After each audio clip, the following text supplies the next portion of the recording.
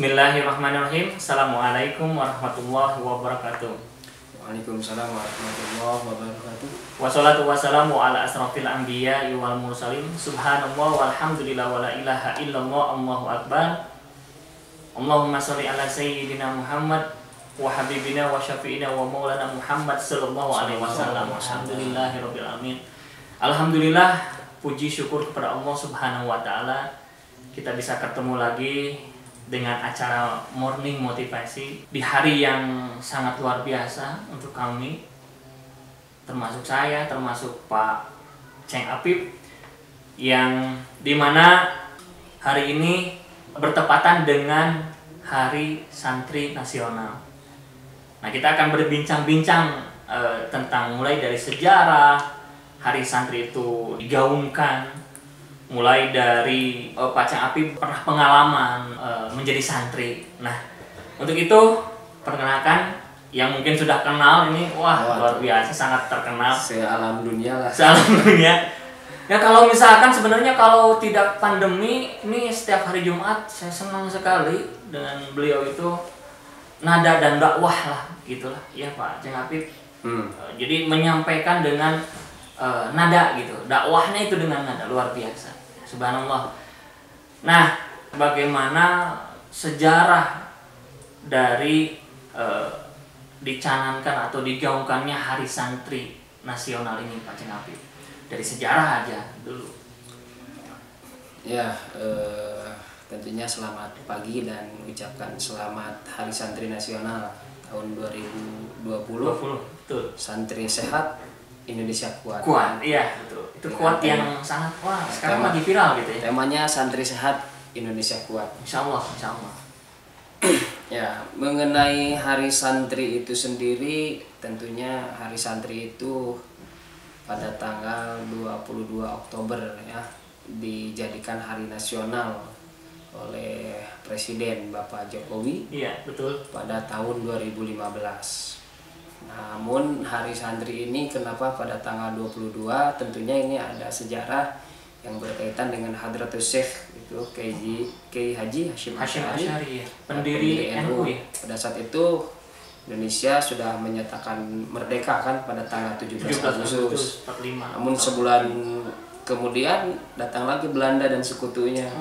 Iya. Luas kan Bung Karno gitu. Akhirnya memberikan surat lah secara singkat, memberikan surat kepada Kiai Haji Hashim Asy'ari. Setelah dipikir, mungkin setelah ditimbang dan sebagainya, maka Hadratus Syekh itu menyatakan revolusi jihad. Ya. Makanya ada lagunya Hubul Watan Minal Iman. Betul. Pada saat itu Hubul Watan Minal Iman. Cinta tanah air, menjaga tanah air itu sebagian daripada iman. Itu dasarnya santri itu kan cinta tanah air gitu. Disebut revolusi jihad ya. Nah, pada saat itu ketika ada revolusi jihad, maka masyarakat, santri, para pemuda pada saat itu identik dengan santri. Itu bertepatan di Surabaya kan pada saat itu, sehingga dicanangkan menjadi Hari Santri itu. Gitu Pak Martin. Iya. Berarti betul ya, sejarah sebenarnya umat Islam di Indonesia itu sangat membantu ya dari segi membela negara. Ya, makanya lihat di undang-undang atas berkat rahmat Allah Subhanahu wa taala. Karena memang secara logika saja Indonesia bambu runcing gitu. Ya, melawan yang senjata yang sudah peluru yang sangat cepat dikalahkan. Nah, mudah-mudahan ini juga untuk santri-santri yang sekarang mungkin yang menjalankannya. Sebenarnya kita di yang pondok pesantren sekarang ini banyak ya yang berbeda dengan pembelajaran di umum seperti di SMA gitu. Mungkin apa sih perbedaan pembelajaran di pesantren itu yang disebut kan santri ya? Santri itu apa ya, kegiatannya mulai dari bangun sampai tidur itu kan banyak gitu. Ya. Pengalaman Pak Ceng Apip. Kalau santri mungkin zaman dulu itu berkaitan dengan persebaran Islam di Indonesia, berkaitan dengan pondok pesantren kan gitu. Ya. Mungkin secara umum kita yang di sekolah itu disebut juga santri. Ya. Nah, akan tetapi secara khususnya santri itu yang identik yang mondok di pesantren. Iya. Atau ada dua jenis juga santri itu. Gimana Pak? Ada istilah kalau di kita ada, kalau santri yang beneran kan yang mondok di pesantren, dia tidur di pesantren, pulang berapa tahun atau berapa bulan kemudian. Ada yang misalkan di rumah tapi ngajinya malam saja, disebut santri kalong. Oh, jadi ada santri kalong itu maksudnya gimana? Ya siang hari di rumah, malam harinya ngaji, itu sudah santri kalong. Ada santri kolot. Maksudnya? Seperti pemarah. Tapi betul. Karena gini ya, kalau menurut saya sih ilmu itu sampai liang kubur lah ya, sampai mati kita tetap harus mencari ilmu. Saya tidak malu untuk mencari ilmu. Malu sampai kapan? Saya tidak malu, walaupun memang saya pengen belajar nih untuk bisa seperti ini gitu. Itu kan harus belajar terus. Ya, berkaitan dengan santri, kita harus paham dulu ya santri itu apa dan bagaimana identiknya gitu kan santri itu. Iya, betul. Identiknya tadi ya jelas dari pembelajaran santri dulu dengan yang sekarang mungkin jelas berbeda ya. Iya. Atau misalkan intinya gini, ketika santri itu identik dengan kitab kuning. Iya, betul. Atau kitab gundul ya, gitu ya. Betul. Nah, sehingga kalau dulu kalau guru saya menjelaskan santri itu cahaya ya, jadi sin ya, matahari, santri, tri itu 3. ya. Maka santri itu harus punya 3 cahaya. Apa? 1 iman. Yang kedua iman. Islam. Yang ketiga ihsan. Oh, itu dasar. Iya, betul. Santri itu harus itu. Sehingga kumulasi keilmuannya memang harus santri itu istilahnya ngalogat. Nah, pembelajarannya ya santri itu harus beriman.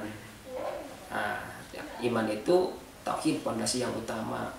Kesananya ada firqah. Kemudian yang keduanya ada Islam. Kalau Islam itu fikih, hukum. Nah, makanya orang Islam harus syahadat, terus sholat, zakat, puasa, itu hukum. Ya. Nah, mengenai fikih itu sudah sunatullah, ada hizbiyah. Perbedaan hizbiyah itu perbedaan mazhab.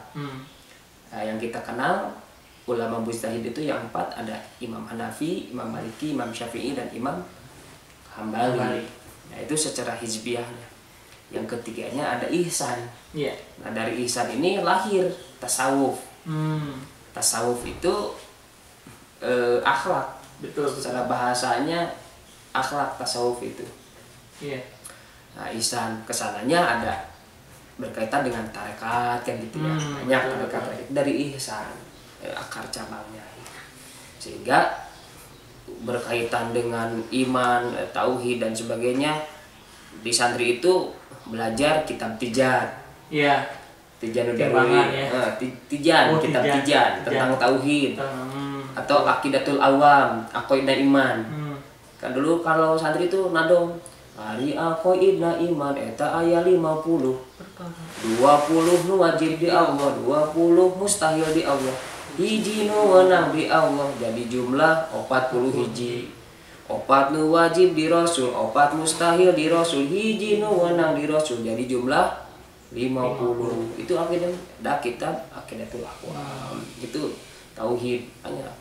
Kemudian dari fikih, banyak dari fikih kitab-kitab. Betul. Nah, kayaknya ya identik santri itu belajarnya dengan ilmu alat.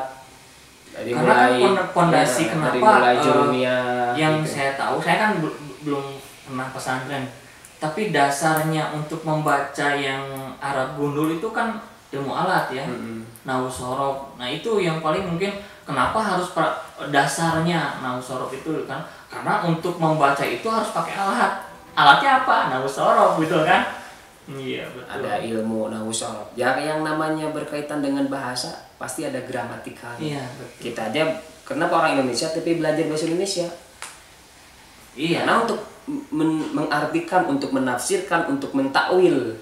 Kalau dalam Al-Quran itu tafsir atau ta'wil itu kita memerlukan. Kayak saya pernah gitu ya diskusi dengan saudara Ustadz juga sih. Ustadz Ahmad Syarif. Jadi bacaan amin saja ada beberapa. Ada 4 gitu. Ya. Jadi amin kayak gitu. Itu berbeda dengan amin. Itu berbeda asal gitu. Itu banyak gitu. Rasulullah al-amin. Apa artinya? Terpercaya. Terpercaya. Tapi ada lagi amin itu apa ya? Aman. Ketika aman. Nah, itu beda-beda ya seperti itu. Mungkin dalam apa? Ilmu balaghah gitu ya. Itu bukan ilmu balaghah, jelas. Kalau ilmu balaghah itu untuk mentakwil. Jadi dalam ilmu alat dan itu nanti ada ilmu mantek, ma'ani, balaghah, bayan. Kalau balaghah itu kebahasaan. Salah satu contoh misalkan begini. Ar-Rahmanu 'alal 'arsy istawa atau Innallaha 'alal 'arsy istawa. Ketika kita membaca, ketika kita membaca terjemahan yang dari Kemenak, pasti artinya sesungguhnya Allah bersemayam di atas aras. Coba kalau kita berpaham Allah bersemayam di atas aras, berarti Allah tidur. Iya. Berarti ada di aras. Berarti apakah aras dengan Allah itu lebih besar aras atau lebih besar Allah? Itu kan jadi kita berimajinasi. Sehingga itu diambilnya oleh ilmu balaghah, kebahasaan. Nah, maksud bersemayam di situ bukan bersemayam tidur. Sebagai kalau begitu itu bukan Allah. Maka disebutnya di situ ilmu balaghah di situ ngambilnya Allah yang menguasai. Itu dari runtutan dari ilmu alat. Jadi memang rumit kalau pesantren cuman seperti saya lah, mau balik sekolah Pak balik gitu. Jadi tapi gini ya, yang tertarik saya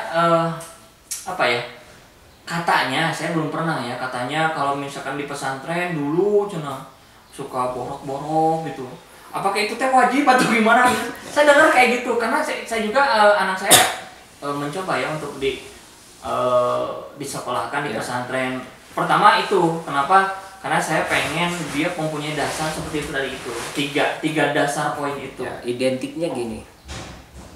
Identiknya kalau dulu pesantren itu identik dengan santri itu buduk, lamun can buduk santri.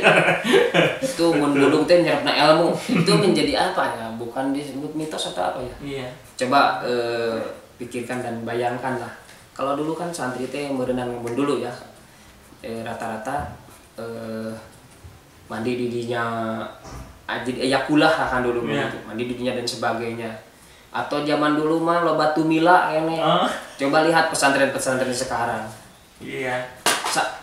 Saya saja kalau misalkan nganter saudara atau alo nanya lo mari geus disadiakeun. Iya sih. Iya betul. Jadi kasur atau kalau zaman dulu kan simut meureunana 2 bulan. Ada sekarang itu yang di pesantrennya ada laundry. Ada laundry itu kan lebih, kalau sekarang lebih tidak capek mungkin lebih modern dan sebagainya. Tapi saya juga dulu nggak ada laundry. Saya masak sendiri, ngaliwet sendiri, nyuci sendiri, puguh lah gitunya. Tapi alhamdulillah saya nggak buduk. Kasar itu sudah ini nggak mungkin itu mah bisi lah ya. Borok itu mah mungkin itu mah hanya sebagian orang yang mungkin tidak bersih lah dalam ketika ya secara sederhana saja santri sekarang kan udah permanen. Kalau zaman dulu mah kan masih ada yang dari papan, kayu, kasurna, simbutna dan sebagainya. Terus kasur sahawe kan gitu, simbut sahawe kan gitu dan sebagainya. Nah, gini, kita kan kembali tadi dari sejarah ya. Karena dulu kan pasti setiap negara yang negara yang bagus ada negara yang mencintai akan sejarahnya gitu, yang menghormati akan sejarahnya. Nah, ini ketika santri ini apa sih yang menjadi menunjang atau kontribusi santri apa sih kontribusi santri terhadap negara atau pembangunan yang kita rasakan saat ini? Ya jelas kalau misalkan dilihat dari sejarah dulu kan yang berperan itu kan ya dalam perjuangan salah satunya kan santri. Kalau sekarang coba peran santri pada zaman sekarang itu, peran santri pada zaman sekarang banyak sekali, karena santri itu tidak hanya mempelajari saja ilmu agama tentunya. Coba kalau misalkan terhadap negara menentukan yang halal dan haram, nggak mungkin dulunya dia nggak nyantri. Berkaitan dengan belajar dulu bagaimana fikihnya fikihnya. Yang namanya sebuah lembaga atau tetap akan kembali kepada orang yang memahami. Iya, betul. Ya, berarti banyak sekali kontribusi yang bisa kontribusinya terhadap pembangunan. Kita lihat di Gontor kan gitu. Iya. Pesantren sekarang kan udah bahasa Arab, bahasa Inggris. Betul. Itu udah tribahasa ya, bahasa Arab, bahasa Inggris, bahasa Indonesia. Itu udah kontribusi terhadap pembangunan negara. Karena yang namanya membangun ekonomi itu tidak hanya coba kalau sekarang kita jual beli nggak ngerti bahasa. Betul. Ya. Agak kesulitan juga kalau misalkan kita menjual ke luar negeri. Nah, itu juga sebenarnya tidak semua ya yang nyantri ya atau mondok di pesantren itu harus jadi kiai aja, enggak kan ya.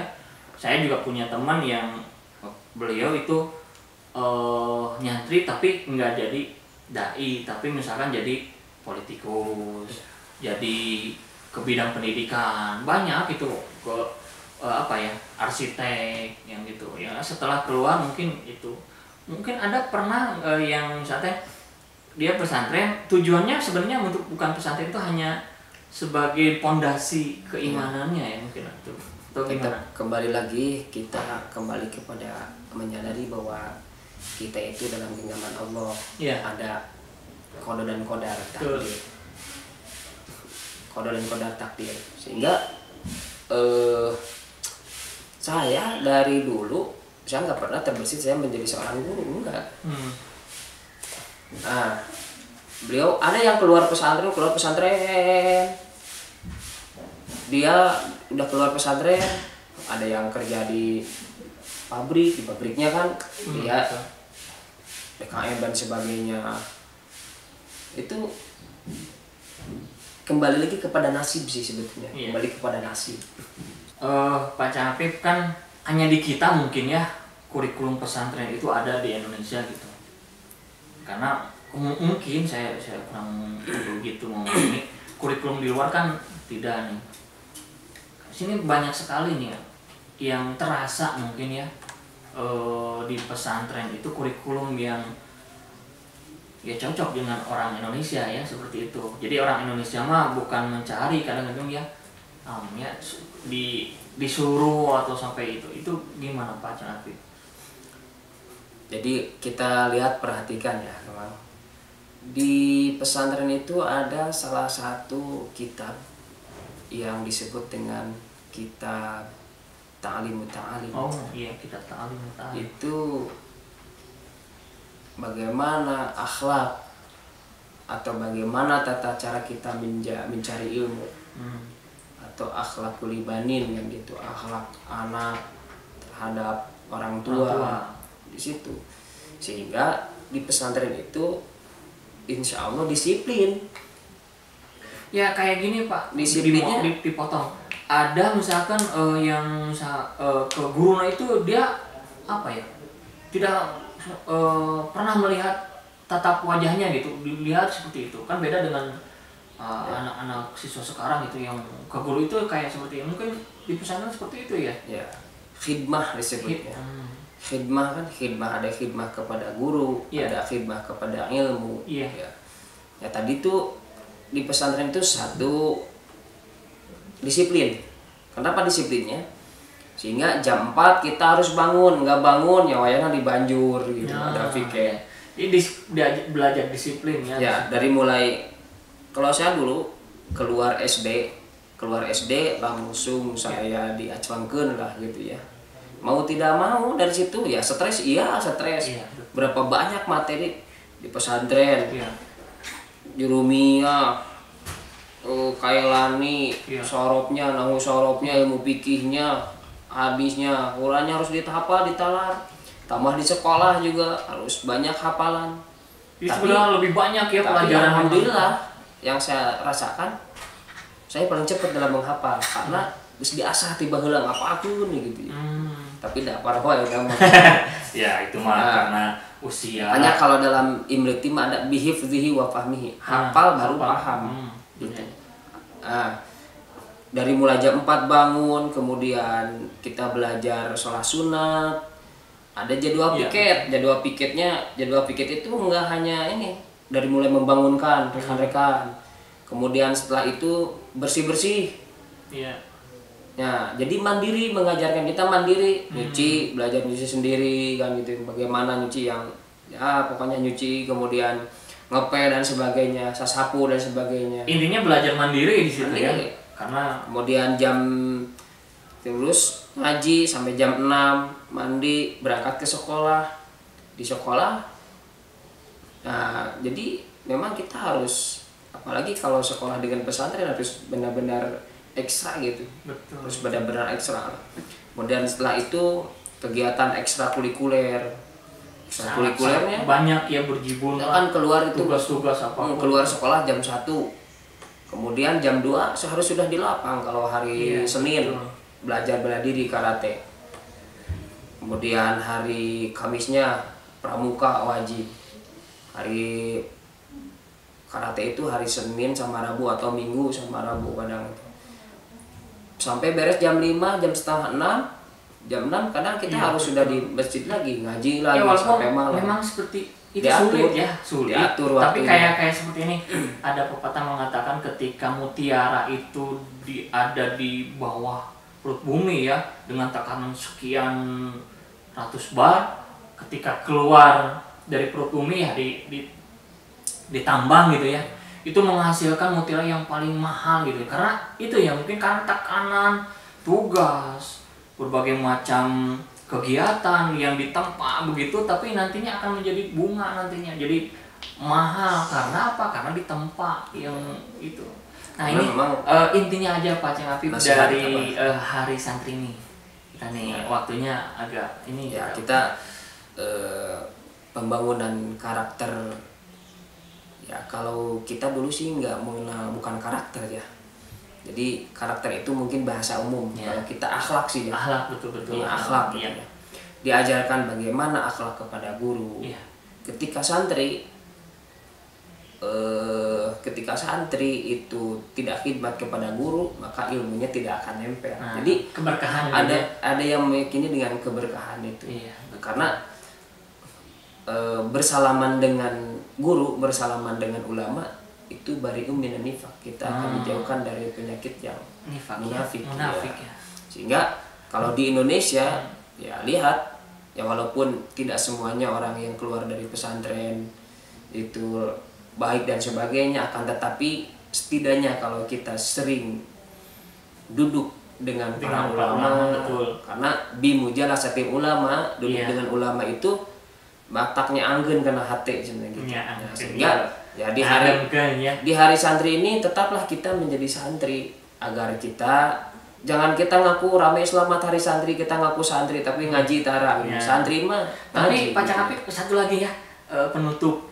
Kan itu nggak khusus dengan orang santri aja di pesantren ya, mungkin bisa dilaksanakan di sekolah-sekolah biasa yang penerapannya sih sebenarnya Ya. gimana tuh penerapan di rumah, seperti yang itu kan kurikulum di pesantren kan bangun pagi itu bisa dilaksanakan mungkin. Bisa ya. Jadi Ya, kebiasaan kan, kebiasaannya. Jadi karena lingkungan itu, kalau kita lingkungannya misalkan banyak yang sholat sunnah, banyak Iya. yang puasa, kita juga akan tergugah. iya betul. Jadi Kan lingkungan itu pengaruh luar biasa. seperti di kita kan, kita sholat duha ya, mengajar sholat duha, sholat wajib dipantau. Ini bukan untuk apa-apa, tapi untuk mendorong ya, walaupun kita bukan pesantren tapi mendorong siswa-siswa yang Islam itu untuk menjalankan Ya. ibadahnya sesuai dengan syariat. Karena gini sih, sumber hukum yang paling utama itu adalah Al-Quran. Iya, betul. Sehingga mau itu sekolah umum, mau itu sekolah pesantren khusus, tidak bisa terlepas karena kita sebagai seorang muslim, orang yang beriman tidak bisa terlepas dari namanya Al-Quran dan hadis. Iya. Ya, coba saja kalau kita melihat kepada salah satu ayat Al-Quran, inna sholata anil fahsya'i wal munkar. Ya, tetap kan kembalinya kepada ketika orang yang sholat itu akan menghindarkan orang dari kejadian mungkar. Ketika kita oh iya sok sholat tapi masih kena kejadian mungkar, berarti bukan salah sholatnya, orangnya kan gitu. Akan tetapi ya kita sebagai muslim minimal mengurangi sholat. Betul ya, gitu. Intinya pada hari santri ini, santri saat Indonesia kuat, tetaplah santri tetap khidmah kepada kiai, tetap hormat kepada kiai, tetap hormat kepada ulama. Santri harus tetap mengaji, karena tetap itu kuncinya. Kalau misalkan saya ngaji dengan Pak Ceng Apip, saya juga santri itu. Ya santri ya. Santri kolot. Santri kolot itu betul. Boleh mau belajar apa Pak Martin? Saya belajar jadi santri kolot. Nah mungkin ya siswa-siswi yang kami hormati, motivasi sekarang banyak sekali ya ilmunya yang didapat dari hari santri ini. Intinya adalah bukan di pesantren atau tidak di pesantrennya ya. Intinya adalah apa yang kita kerjakan itu kurikulumnya kita bisa memakai gitu ya. Dengan misalnya di rumah kita bisa melaksanakan bangun pagi jam 3:30 atau jam 3 sholat tahajud, setelah itu mengaji sampai sholat subuh, laki-laki ke masjid, itu juga bisa dilaksanakan ya, dengan didorong misalkan dengan orang tua masing-masing. Setelah itu walaupun misalkan kita sedang pandemi, kita menjalankan belajar jarak jauh, itu bisa belajar. Setelah itu sholat duha laksanakan. Setelah itu misalkan kalau hari Senin Selasa bisa kuat puasa, itu juga kita mungkin bisa disebut santri ya, karena amalan-amalan santrinya dipakai oleh kita. Ya, mungkin segitu saja. Ini sangat banyak manfaatnya. Mudah-mudahan kita semua sebenarnya bisa menjalankan itu. Karena ketika kita menjalankan sesuai syariat, insya Allah ada keberkahan ya, Pak Ceng Apip ya. Mungkin mulai dari menjalankan ibadah gitu. Ya mungkin amanah dari saya. Iya betul Pak. Walaupun kalian tidak pernah mondok di pesantren, tapi tetaplah di hari santri ini, mulai dari sekarang kita menjadi santri walaupun disebut santri kalong. Ya. Ketika ada pengajian di daerahnya ikut. Itu kita sudah menjadi bagian daripada santri. Iya. Gitu. Ya bisa seperti itu ya, kurikulumnya kita pakai gitu. Iya, menjalankan. Nah itulah Pak Ceng Apip. Terima kasih banyak Pak Ceng Apip yang sudah berbagi dengan kita. Mudah-mudahan Pak Ceng Apip berkah ya, berkah ilmunya, berkah keluarganya, berkah usahanya. Yang saya juga ini endorse-nya dari Azalea Cloth. Gitu ya Pak Ceng Apip ya. Iya. Gimana Pak Ceng Apip? Waduh luar biasa ya. Terima kasih, sampai jumpa, sampai ketemu lagi di Morning Motivasi ke depan. Assalamualaikum warahmatullahi wabarakatuh. Waalaikumsalam warahmatullahi wabarakatuh.